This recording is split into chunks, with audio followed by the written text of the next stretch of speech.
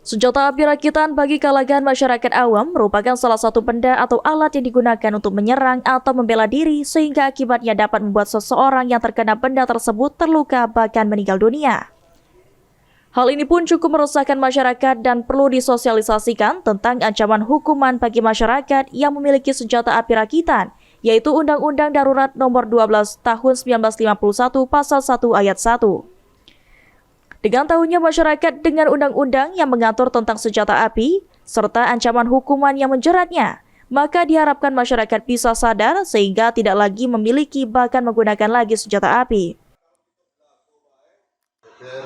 Selalu bekerja sama dari Kapolda dan Polsek Sungai Menang dengan ini mengimbau kepada masyarakat bahwa yang memiliki atau menyimpan apalagi merakit, dan kami tidak terlepas untuk sosialisasi mengajak masyarakat untuk berhenti membuat dan atau yang menyimpan supaya diserahkan kepada pihak yang berwajib, baik ke Polsek Sungai Menang ataupun ke Kapolda. Kesadaran lah, manfaatnya tak kati, mudarat banyak, jadi timbul berhentilah pekerjaan ini. Kebetulan ada gawe-gawe lah dikasih Pak Kades lah, jadi timbul berhenti.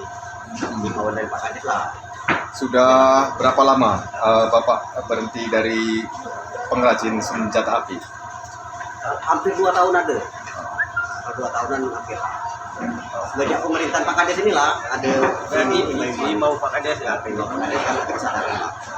Kalau Bapak Polda Sumsel sendiri berusaha sekuat tenaga agar pembuatan dan pengedaran senjata api rakitan dapat diberantas. Tim Liputan PAL TV.